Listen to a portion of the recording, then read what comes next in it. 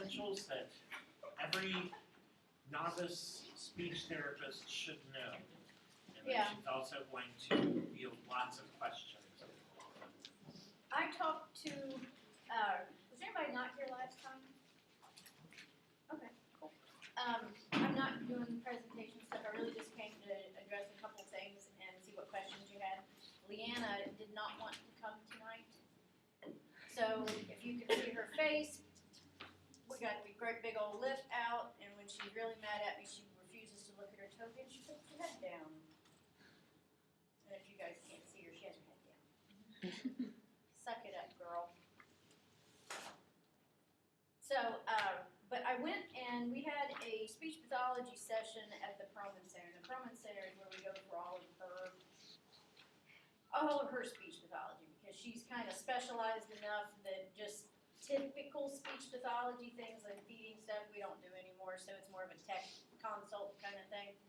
But I asked her, because she's been dealing with AUGCOM stuff for a very long time, I said, what do you think, like speech pathologists, newbies coming out right now, what do they need to know? So this is actually info from a tried and true AUGCOM speech pathologist person. She said, and here goes my vision again. I'm getting old, sucks people.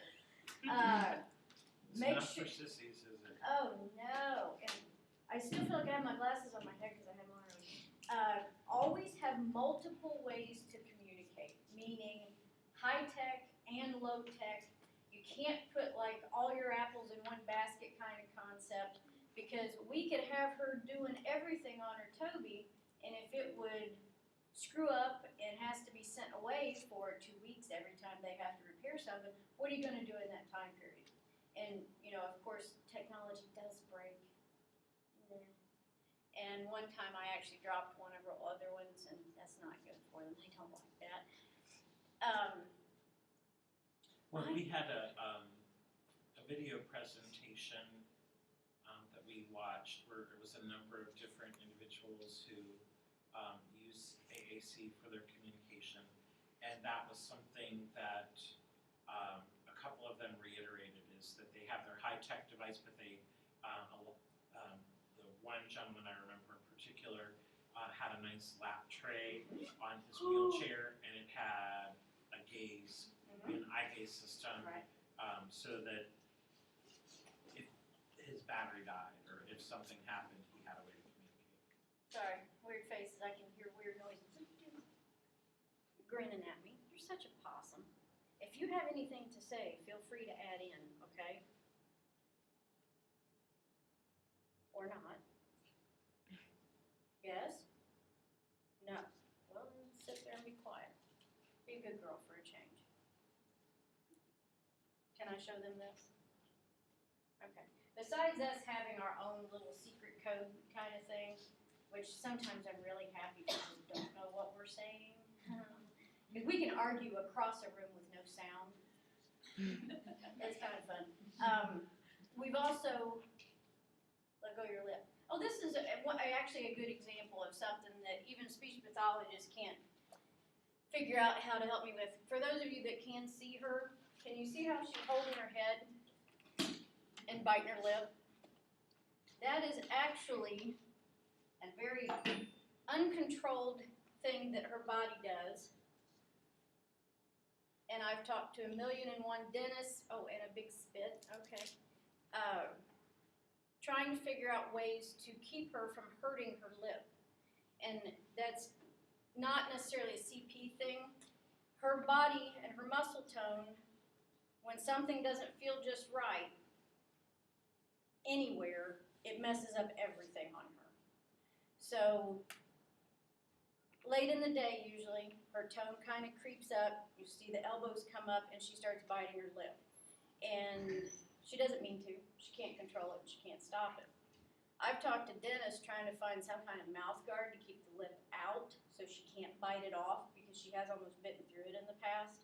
I haven't found a dentist that's willing to experiment and do it yet, and there is nothing made. So we spend a lot of time at school pushing the lip down. So when you're trying to do all of this cool stuff and the kiddo you're working with, the body doesn't cooperate, just have to wait and do it another day. So there's a lot of things that we have all these awesome plans, and then our body changes all of our plans for us. So as far as the high tech and low tech, you guys have seen me communicate with her on her yes, no, and we created our own. I've seen other parents that have other systems. I've seen the tray set up, especially if the individual can point. That's great. We made like a flip chart, because Leanna's very good with columns and rows. So this we had on our chair a while back. We just looked at it for the first time, and it says she's 9 in here. Are you 9? No. Okay. So if she signed that she wanted this, because at that time we had it hanging on her chair, and we'd hold it up, and it's the same on both sides. So I can, say, okay, row 1, and yes. Okay, column A, no. Column B, yes. So that means I have to flip to the green ones. And then we do the same thing again, row, and then she tell me what that is. This is usually for things that she can't easily yes or no or sign kind of thing. And this is actually quite handy. And this is easy for someone else to learn or be out someplace, because this thing can't be mounted on every chair we have. So just an example of low tech and mommy's obsession with scrapbook supplies. We're the bubble queen sometimes. The other thing she wanted me to share, and it's a little bit one of those, once you get into it, it'll make more sense. But if you do something high tech, you need to make it very, very easy to do. And let me see if I know how to explain it. I know what she meant. It really comes down to what is your goal, and to make sure that your goal for the communication thing that you're trying to do matches what the individual wants to do. I mean, if someone came in when Leanna was just wanting to tell us bathroom or chocolate chip cookie, and they're trying to teach her how to write a complete sentence using word power and all these screens, no. It has to match the person, and not everybody you're gonna meet, as soon as you show them eye control, can go to, a very complex screen. It has to be match the individual. Does that make kind of sense? Okay. Well, we've talked about too that if you are working with a system that requires high physical demand, Thank you. that you need to keep it lower cognitive Yes. demand. That's what she was telling me. And because, like you said, something could be irritating her and it affects her entire body. And if you overtax one system, you're going to minimize what they can realistically give. Yeah. So it's sort of like inverse proportion, Exactly. cognition to physical. You guys kind of because it makes sense to me now that I've, of course, worked with Hissy Pants here for a while. The other thing she wanted to share with you guys is, even though insurance systems are not your expertise, you need to understand what it takes to get these devices. If we you're going to we just had an entire session on that on Tuesday. Good, and then as soon as you figure that out, they'll change the whole freaking thing, and you have to start over again. So just be prepared. They do it all the time, and they love to change all the rules. They're now saying that they want full evaluations with video of the individual using it. Well, if you don't have it and you haven't learned how to do it yet, how can you do that? But that's insurance companies trying to not spend money, plain and simple. I have, unfortunately, a sad example to share that I just learned about yesterday. I don't know who the people were that were involved. I don't know their background, but it still really irks me. Our Toby guy came in yesterday and let Leanna try their new device, which I'll tell you more about in just a second. And he had just come from an appointment where he was asked to come and speak to and bring some devices in for an individual to try. And this person requesting this, I don't think was a speech-language pathologist. I'm really not sure who they were, but supposedly they were techie. And he meets the individual that they wanted to try this, and he comes walking in and, you know, has hand control, everything, just isn't interested. And they're wanting to do eye gaze. Now, hopefully you guys understand I'm a little confused myself when he was explaining this to me. I'm like, eye gaze is last ditch effort to me. If you've got this, or ability to hold something or whatever, that's going to be so much faster. And so the suggestion was made, well, why don't you use an iPad? And then for somebody else, it was, you know, why don't you use switches with an iPad? Because with the new operating system, 7 and all the little add-ons things, there you can set up two-step scanning and switches and all this. Oh, there's an update? And this was their tech person? And then someone's probably entrusting this person to find funding to get this stuff. Oh, sorry, kind of a bad example, but I was just blown away that unfortunately Dan had to drive a very long way for that situation. That makes me want to scream. But wherever you guys end up, as far as what state or whatever, around here, we do have the Perlman Center, which they are very well versed in all Ogcom stuff, and they usually have every device that's made, and it's different. And they will work with you on setting it up and showing you all of it and everything. So,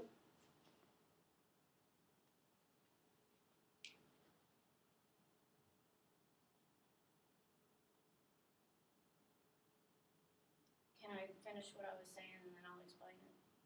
Okay, thank you. You're a fart. She has one-track mind right now because she thought it was so cool. And I'll explain that in a second. Oh, hell, sis. What was I saying? The what? The Perlman Center and Thank you. Outreach. It's been a long week. I've been doing accounting all day. Can't you tell? But besides them having all the devices, and even though they're at Children's Hospital, they actually serve adults also.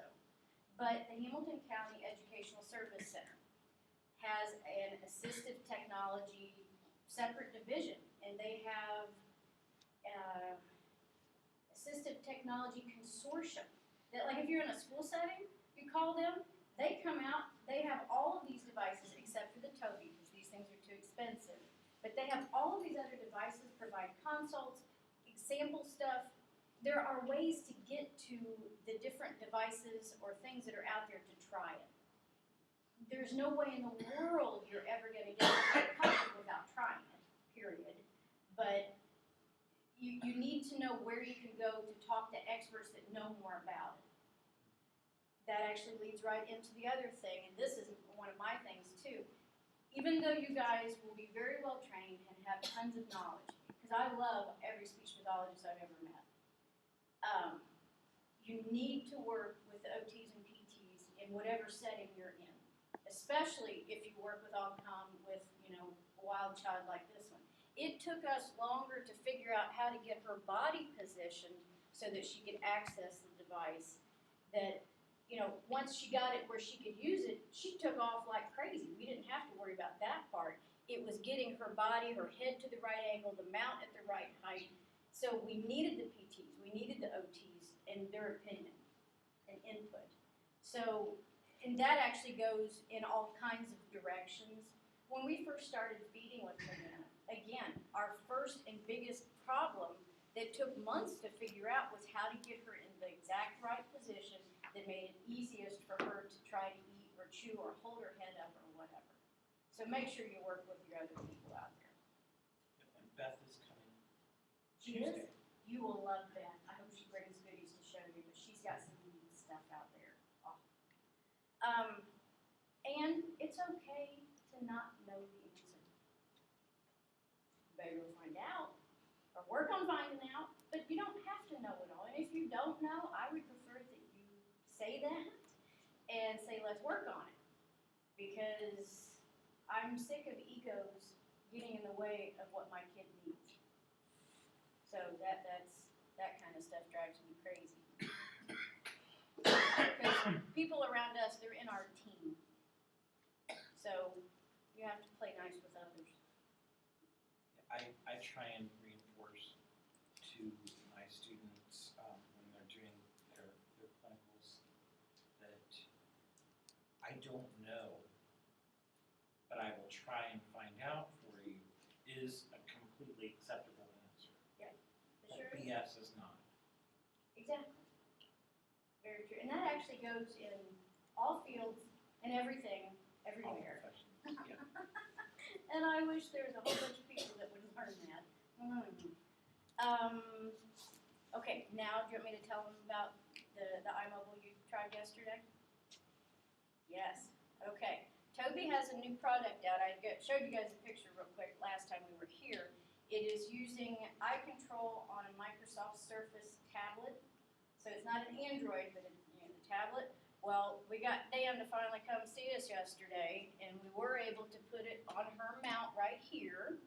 And even though it's not this big, it's actually I don't know the screen size. I think it's roughly like a 10-inch kind of monitor, iPad size. Someone was able to work it pretty darn good. And she played some games that were from another program, but she was kicking butt on that. And Dan was reaching over like, here, let me show you this. And she more or less gave me the look of, I got this.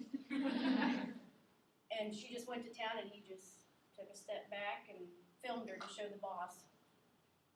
Mom, love. We loved it. Big lots. Huge big lots. And Pinky, she showed me earlier, that's her sign for iPad, the letter I. Because they get to play with the iPad and stuff at school. But you loved it?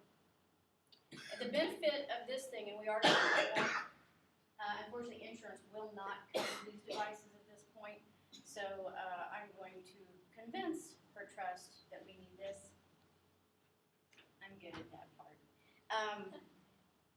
Even though the Surface is very small, and it's really not going to be functional for her normal communication kind of things, because of the size. It's really just too small to be very accurate with things. For some things, games, watching videos or something will be really nice because now it's going to be small enough that we can attach it to a manual chair. She'd be able to use it in the van while we're going. This thing's way too big and dangerous. Something much smaller would be easier. Since she hates to sleep, I was thinking, we could even hook it on a mount in her bed. She could, attempt to use it in the bed to do some stuff as long as it's not yelling at me. But the eye control that controls the Surface tablet also comes off, and you can put it on another computer.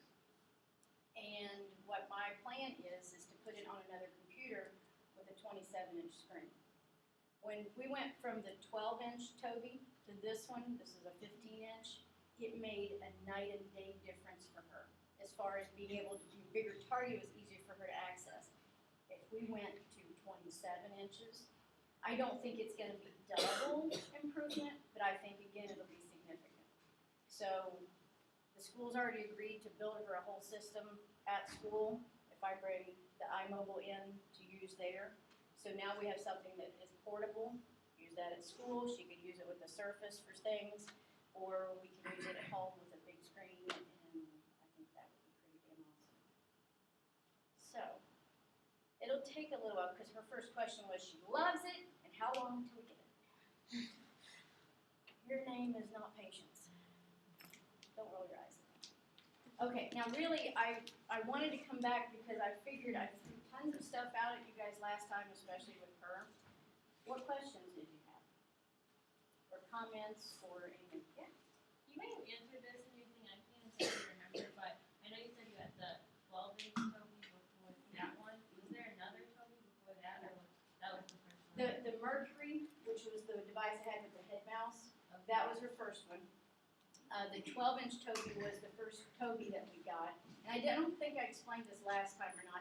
Insurance would not cover us having two of these devices. What happened was I found out of a family that the child had passed away. And they had this device for him. And they sold it to me for $3,000, and the trust paid for that because I knew how much better this one would work, so we tried it. So that's why we have two. Normally, you're not going to have two. But I love it because we've got backup now if something happens.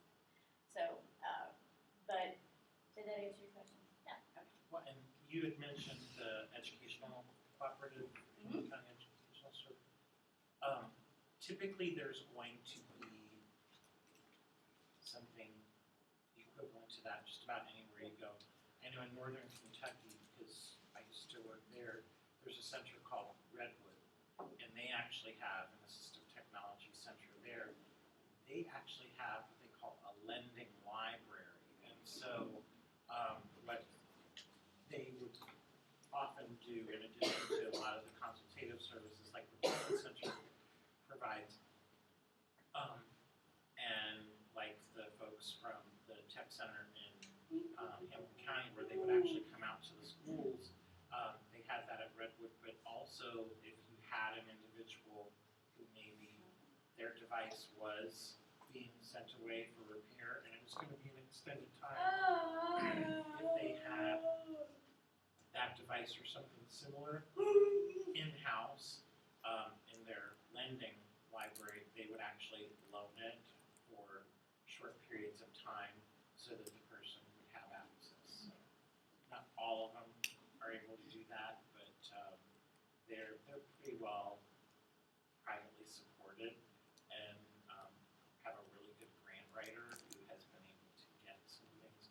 But you definitely want to, even if you're not in the school system locally where you are, you're likely to have clients who are, and so you need to get to know who that educational service center's assistive technology person is. It may not be a speech pathologist, so sometimes it's a teacher, sometimes it's an OT,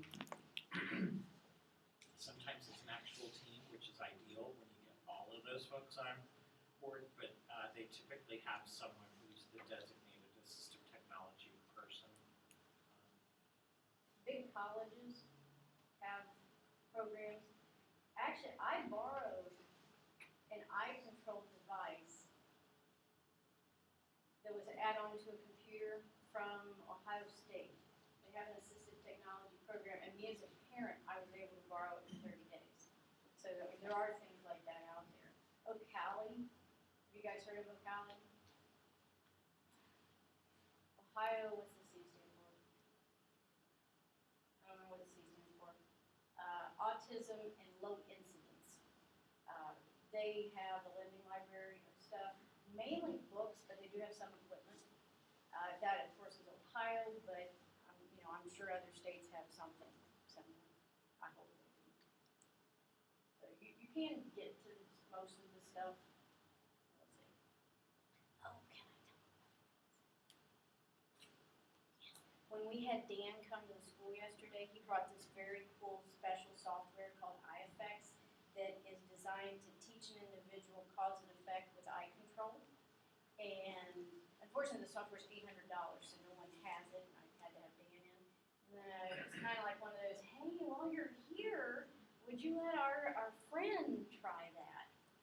And he wasn't feeling very well yesterday, but we didn't really have a mount, but we held it in front of him. And he saw that he was doing stuff, and he's looking around like, did you guys see him do that? It was awesome. And the mom got to witness it too, so I see some potential there. I was excited. Any other questions? Yeah. You don't have to tell me the price, but is that tablet a lot less expensive Oh, than the yeah. Toby Oh, Trusted yeah. tablet? This one was about $18,000. This new tablet with the eye control is about $5,200. Now, at this point, insurance is not going to cover that for anybody because they're not considering it a communication device. I'm hoping maybe that will change down the road for some individuals, because that would make it so much more feasible. Oh my God! But which is why I can't even submit it to insurance to try to get it. So, but it's very cool. Yeah. Would insurance be consider covering the eye gaze part of it, not the tablet, but the eye gaze? With insurance covering communication devices, when they do cover them, they only want them to be speech generating devices only, SGD. They want it to be a dedicated system. Dedicated system. I had to pay extra to make sure this thing could, connect to the internet and all that stuff. I made sure when we ordered them that it had the ability to do that because they can actually block it so you don't do any of that. The problem with the Surface, I think, is I don't think you could do that. So that would be the problem. And if you have just the eye thing, you're gonna have to hook it to a computer, and then that computer isn't gonna be just a speech generating device. So I don't know. Medicaid would never let that fly. Private insurance. Some of the private insurances are starting, particularly if you can make the case that, like, for a student, they actually need some of those other utilities like word processing, Right. like research accessing the internet.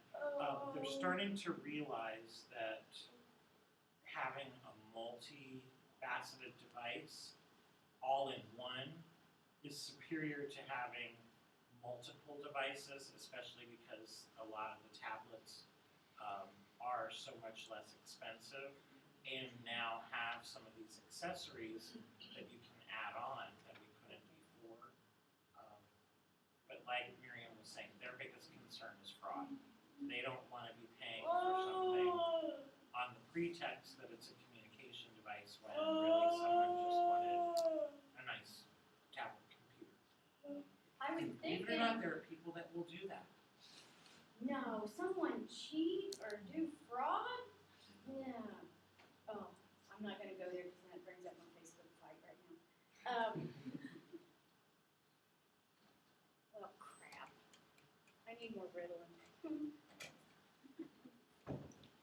I had a really good thought there for a second. It'll come back. Somebody asked me something. Yeah. You were saying that insurance wouldn't allow you to have two Oh, yeah. devices. So if you were to get a new one, would you have to give that one back? No. Oh, they just wouldn't.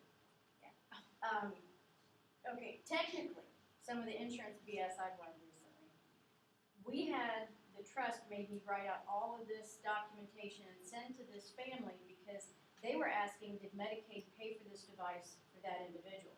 And if they did, that family could have owed money to Medicaid. You have to repay it or give the device back, is what the law says. Only problem is, it's not enforced anywhere. I think New Jersey is the only state that supposedly has some kind of program where you can turn it back in. You know, if someone passes away, you have all this equipment kind of thing. But they state that so that people aren't getting insurance to pay for something, then turn around and sell it and making money. Which, no one would ever do fraud. No, never. Never. So, for example, there's a special needs swap meet on Facebook kind of thing, and the first line is you cannot sell anything legally if insurance paid for it. Okay. But again, Medicaid doesn't enforce any of this stuff. The way that everything's written with Medicaid specifically is they will pay for a new device every 5 years, kind of like a wheelchair. The catch is, though, if something needs change of the individual, like for her, it hadn't been quite 5 years when she more or less outgrew her old chair and we needed features that this one had. So if we have a new feature or a new problem with the body or something like that, then you can go sooner, but you have to be able to detail all of the reasons. So like with her head mouse on the other one, the fact that we couldn't use it even though we tried, I don't think they would have bought that. But her first device was actually paid for by private insurance, and Medicaid doesn't know about that, so we got the totally, in a shorter period of time. Medicaid does not know we have to. I'm not going to help. We'll see how that goes. But they really don't have a vested interest in it because they didn't pay for the They didn't pay original. for it, so they don't care. But they make you jump through 101 kind of hoops to get anything. You have to prove this and prove that, and then they deny it just to see if they can fight. And it's just a game. Yeah, our speaker on Tuesday, do you know Miriam Voderberg? I mean, I agree having Dayton, well, she's no longer there, she recently left, but that was one of the things that she talked about, how basically there's the Medicare guidelines and most of the private insurances follow that. And so you can use that template, there's actually a nice report template out there, you can use that. But then Medicaid has a totally different process. And so you have to keep clear who your audience is and know what they want, what they don't want. And the words that they like and don't like. And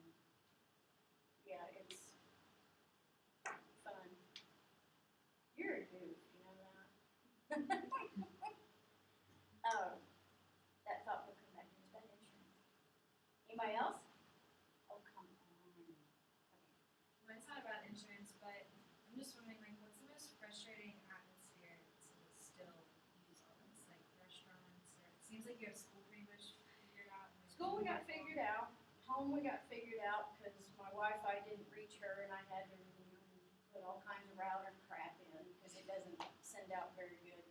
Oh, this also can be a cell phone.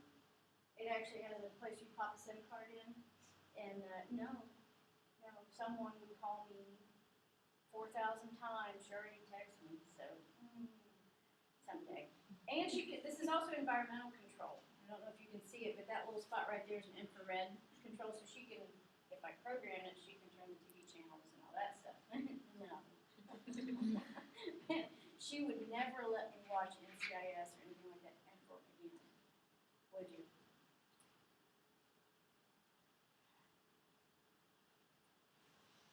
She wants a Cheeto, but she doesn't want to eat it in here, so she was to Grandpa what?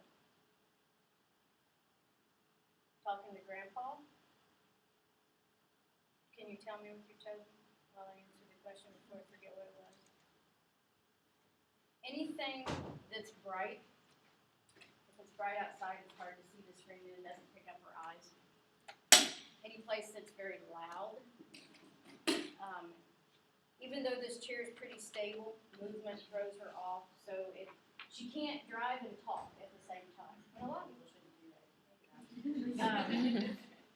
But some of the problem areas, like in the van, especially if we're driving a long ways or something, I watch her like a bus driver, and we communicate that way, which is not safe, but you do what you do. But as we get to everything being smaller, lighter weight, I think a lot of those kind of problems will be resolved.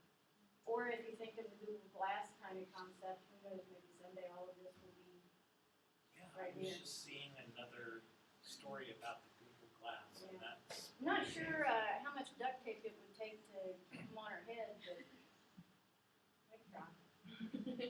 The mind control stuff that I've been hearing about sounds very promising. I don't know if That's you guys- pretty amazing too. Yeah. They're doing a lot with. I'm not gonna have the limbs. one with the plug in the head. We're not gonna go that far. If you guys ever seen that on 60 Minutes, a lady allowed them to put an electrode in her head, so she has like a stereo plug that just pops in the top of her head. Oh no! But they're doing exterior sensors. Oh, sorry, I'm getting side happy. Like EEG strips and doing things that way. Which when I first saw that, I was so excited. I'm like, oh my God! I can see 10, 15 years down the road. Her brain works fine in those regions. We have something like that and put some kind of exoskeleton on her. Dear God, she'll be running. That'd be cool. So, I still don't know what the thought was. Did you guys have any other questions or comments? Did you like seeing the equipment, seeing her? I mean, okay. Are you guys ready to prepare that if you end up in a school and you know where to go or what to think about? I mean, who knows where to be, but it's very cool what all's out there, and by the time you guys are out there, there's probably going to be 100 more new things that are super cool. So, Yeah, because these guys still have the rest of this year and 2 more years, there's your masters. so things could change very dramatically between now and then. How much it's changed just in the past 2 years is phenomenal, so I'm very excited to see what's coming next. I think on the technology front, we're going to see dramatic improvements. I think on the funding and reimbursement front, we're going to see complications, and that's going to be a frustration. Is that we're going to have all this really cool stuff, but how do we get it into the hands of the individuals who need it? Because I just think no one really knows for sure how all of this is going to shape down, and it scares me that every day I read another 300,000 people that had coverage are no longer going to have coverage, and it's the private insurances. It's the ones that were actually, like the anthems, that were actually paying for stuff. I just read this morning that Blue Cross Blue Shield of Florida, which is our equivalent of Anthem, is dropping 300,000 people. Their coverage is going to be gone because they can. The their policies don't meet some of the standards in the new healthcare bill. And if it doesn't meet the standard, they're not allowed to offer it. And that worries me, because what I'm afraid is happening is that people who have some really good coverage that's actually paying for things that they need, it's gonna be gone. And I don't know for sure what the implications are. Yeah, the next 6 months to a year are gonna be Yes, really. it's gonna be very interesting. Do you think it's one of those things, I don't know if you've seen like a trend in the prices, but like with iPhone, with every new iPhone, it's expensive, but then like you can get an older iPhone for $1. So is it like with the older devices, are they cheaper now? than they used Well, to they be? kind of quit making them. You know, there's a few of them are still out there, but they're not really supported because with all the changes, like the Mercury that I had here, that was like 2005, it barely even functions anymore. It just can't handle the new stuff. But what you bring up is actually a really good point. The more commercialized some of our stuff becomes, the price is going to drop. The fact that Toby is actually getting their eye control, and Lenovo, one of the laptop companies, is trying to embed that into their device. That was sneaky, wasn't it? That was subtle like a train wreck. It feels like home.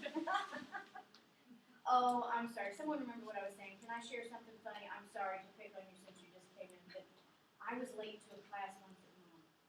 Okay? And it was a class that was really full, and there was just like always 2 chairs left. And I couldn't really see where they were. And this guy walks past the door, and I'm like, hey, they don't know you here.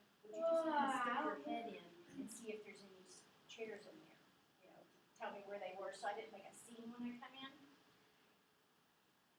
That guy walks into class and goes, hey, there's some girl out here in the hallway that doesn't want to come in.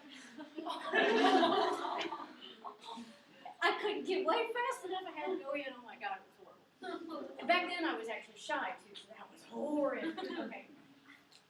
What was I saying? The price is coming down. With Lenovo working on the eye control coming into these devices, like with the new Toby, the small one with the little one, that a lot of people are kind of liking the idea of. And then now I'm hearing of gaming starting to use eye control. The more these gamers and all these people get into it, it's going to bring the price down for us. And the So fact that the all that. volume of manufacturing Exactly. will go up. So, are they ever going to be cheap? No, because they're going to be labeled medical. But if we could find other places that have the same function, phone. Well, and as we get to the devices that are more multifunctional, and as the insurance companies will hopefully catch up with and realize that that's actually a good thing, rather than having multiple devices that are, you can have one kind of multi-purpose tool. That should bring the prices down. But like you were saying with the cell phones, yeah, Celeste bought the brand new iPhone 5 when it first came out. I got my iPhone 4 for free, which is fine because Siri's creepy and I don't think so. But anyway, unfortunately what happens is with a lot of these technologies, they phase it out, and so unless you can get one used that someone's no longer using, they just aren't out there. Unless maybe like one of the lending libraries, a lot of times people will donate, which it's sad. I mean, I wish that they did. Well, if there were more of them also, because obviously Apple had all of these devices left over and they're just wanting to get rid of them. Well, there's no giant stockpile of Right. devices. A lot of these are, if you remember, Miriam said you're kind of the middleman in the process, and actually you're working between the patient and the actual manufacturer, the vendor. A lot of these are custom made. It's sort of like good bourbon, where it's only bottled on demand. They actually only manufacture on demand. So they've got the components, but they won't actually put together a device until they have an order. Good example. Isn't that a good example? I don't drink, but I like that idea. Did you have that?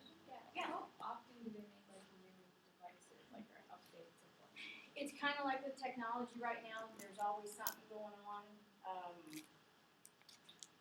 If I can remember correctly, the Tobii, the C series, this one came out, let's say 2008.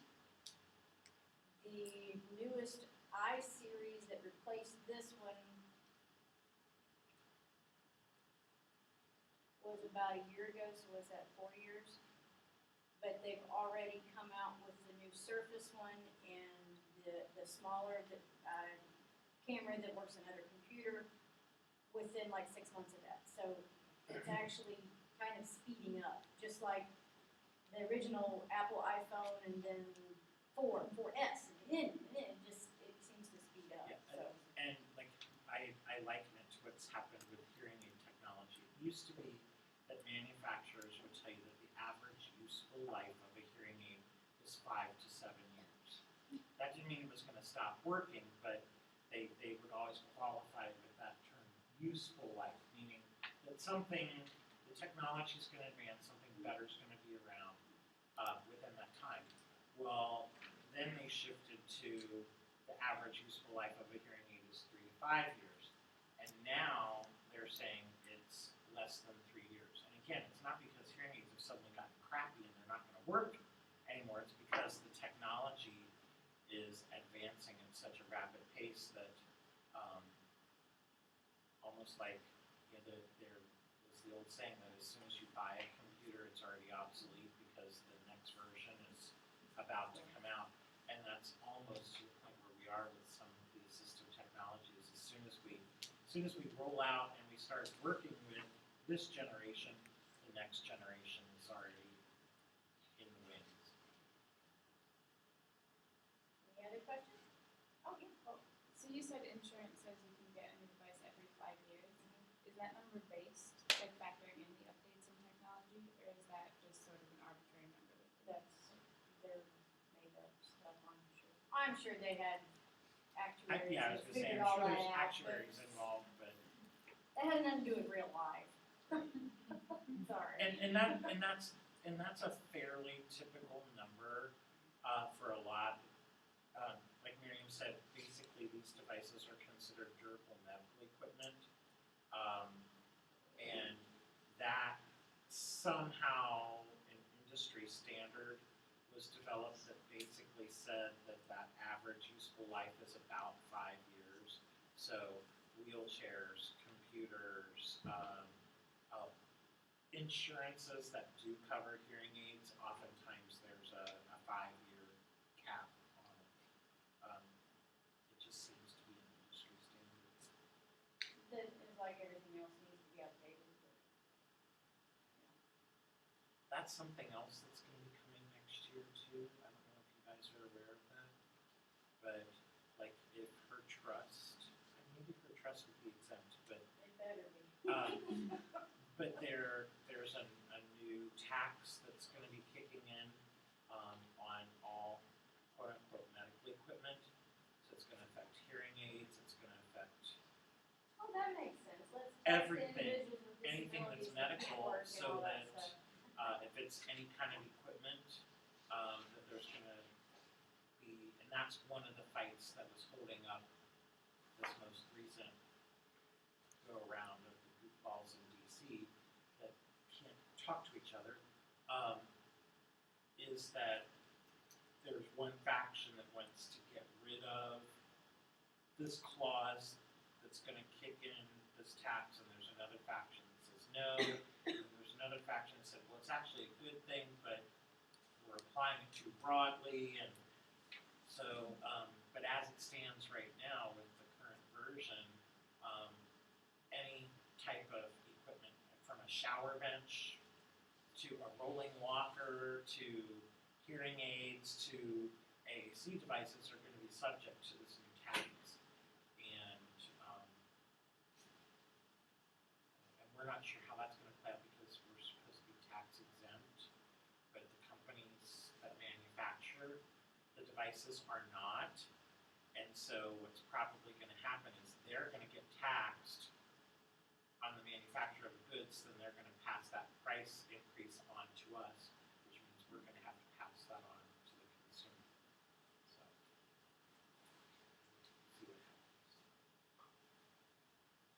Anybody want to babysit?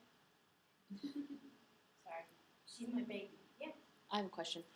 When you get a new device, like if you're going to get this new Windows Surface, is there a way to put all of her boards that she already has onto that new one? Since it's a new, like, even though it's not a Toby. Yeah, this is a full working Windows computer. Oh, okay. This one's Windows 7, her old one's Vista. But I've actually started backing her stuff up to Google Drive, and I just sync it, which is very nice. And that's one thing I will say that's really nice about some of the assistive technology as opposed to some of, like for hearing aids, for example, is if you do a major switch, you can actually sync it and it will communicate. Like for us, if I have a patient who has a set of hearing aids from Unitron and they decide to switch to a new manufacturer, I've got to totally reprogram, and they're using a different software system, a different operating system. Whereas if maybe they lose a hearing aid and I get a replacement for it, I can actually very easily load into that new replacement exactly what the settings were before if they liked them. So unfortunately not all aspects of assistive technology have gotten to the point where they communicate. Well, and if it's just a speech generating device, it won't. 1.5. It's in the vein. Okay? That's telling me she wants 1.5 milligrams of Valium, and her body's getting it. Not 1.6, not 1.4, 1.5. She went to her calculator to tell me that. Oh, and a great big old strudel. That was pretty. When she was in preschool, we do a lot of bubbles sometimes. And she kept coming home from school, and I would find Kleenexes in her shirt. And I'm like, good Lord, why are you stuffing all that? And what was happening with the other preschoolers were seeing her drool, getting a Kleenex, blotting it, and just stuffing it in. It's amazing how much they, at least at that point, now she's getting a little older, some of the kids don't know her, are a little, standoffish kind of thing, but as soon as they talk to her or something, or see her playing YouTube videos, Shopping. Listen to this, guys, you'll love this.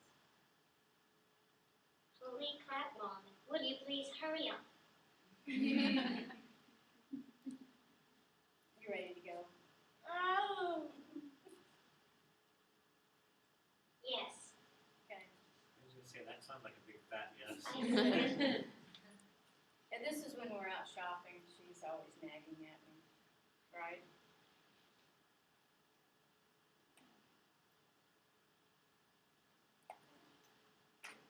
Have you ever heard of the Hannon Center? H-A-N-N? Yes. Yes. I got it. We're going. It's kind of sort of ringing a bell. I don't remember what it is. I think they're out of Canada, but it's a group or a website or company, I don't even know, that helps with speech development, especially with early intervention in little kids. But one of the best things that I saw on a poster that made the most sense to me and works really good with her is OWL, O-W-L, observe, wait, listen. And I have to remind myself and other people, you have to wait. You have to wait for her to get to the response. Everyone wants to hurry up, and do you have it? And people stop her in the hallway and they think, she's not answering. No, you gotta wait a second. Everybody's in a hurry. Chill. So you just learn to. And then when she zones off and looks at something else, then you know she's not paying attention to you. And that's fair. So you can shut down unless they have a question for you. What do you mean for Halloween? Do you do Halloween?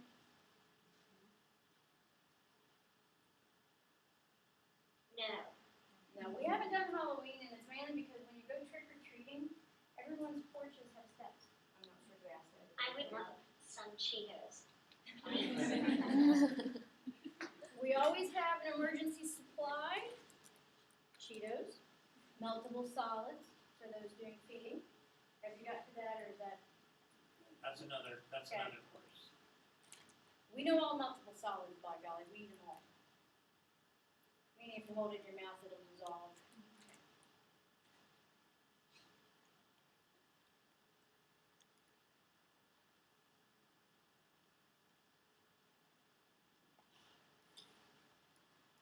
your Cheetos. You want me to eat your Cheetos? I'll get them out for her and I'll eat one. And I swear the look I get is. Be sure to keep the tube under my arm while you are feeding me. That's what she tells someone that's feeding her with their G-tube. They have to make sure they do it properly. I did it wrong the other day. She accidentally pulled a button out and I got in big trouble because I was told if I would have done it the pink way, we wouldn't have had this problem. They've been training some new folks at school to help with her if Fink has to be out, and she's been Shopping. setting them straight. Anybody else have any questions? Because we're gonna get out of your hair, and she needs a Cheeto. I hope you guys got my email. I'm sorry I didn't have cards to pass out, or he knows how to reach me. But if anybody ever needs help, And I've ideas, had, a couple people have asked to be added to the group, and I've Oh, been yeah. doing that, so. oh yeah, please do. Right. So I if you haven't had a want chance to post a whole lot lately, but like the Toby thing from the other day, Lori, we'll see her soon. Focus. But yeah, I hope to add some more stuff. And a lot of people that are in that group are speech pathologists that work solely with outcomes. So I don't think they'd be able to reply instantly, but if you ever had a question, I'd try to get posted. You guys have fun? Thank you so much for Thank coming you. out. Thanks, Leanna. Before we head out, Think. any questions about what we've covered today or in terms of the funding and report writing? I am trying to take, and I'm going to try and put together in a single document all of the links that, and I'm trying to put it together in a kind of a cohesive rather than just a bunch of links, like grouping things together. Before I post it on the website, some of the stuff that Miriam was talking about, so that we have kind of Jonah. have a resource page that will Hold on. hopefully I serve you. hit the wrong button. Yes. I was just wondering if, Yes. as new things start happening, as we find out more about the new system, could we spend maybe like a couple minutes at the beginning of classes if something new happens to talk about what's happening and how that affects us? Because I mean, trying to be honest, I still don't really understand insurance, so it would be really helpful. Yeah. What I will do is, I think there's some supplemental information that would be good for you guys to have. Beth McCarty from Performance Center is coming on Tuesday. So on Thursday, we'll spend some time kind of recapping, trying to synthesize everything. And hopefully by then, I will have had a chance to put the resource page together and everything. So you guys maybe have a chance to explore some of that a little bit. Yeah, this is one of those where we get lots of information, and my goal is what the finals basically going to do is I would like to say something. Sorry, I hit the wrong button. But that was her. Okay? Goodbye. Bye. Bye. Any other questions? Yeah. This is kind of off topic, but could you go over an example of the talking book? I'm like kind of confused about what is expected for. Okay. Well, basically, you are going to take a book and you are going to make it, and if you could have different methods, but I gave you the resource for the PowerPoint, and you're going to convert it basically into an audio PowerPoint. So it's a PowerPoint with audio embedded that basically tells the story. So we put that in pages on there and then supplemental things? Yes, absolutely. That is totally up to you. I've had folks who they actually did the story, but then they had supplemental things where they would be like to check comprehension. Did the kid really understand it? So there might be a detail question, or there might be lesson attached to it. It's your baby, however you want to do it. And if people are struggling, because I've had a couple people say, you know, the book I originally thought I was going to do, I'm having trouble with, just let me know. I'm okay with swapping it out. For some people who remains are still trying to decide what they want to do. I can answer some of those questions if you call. Okay. Be safe. Have a great weekend. Leanna will share her Cheetos with you.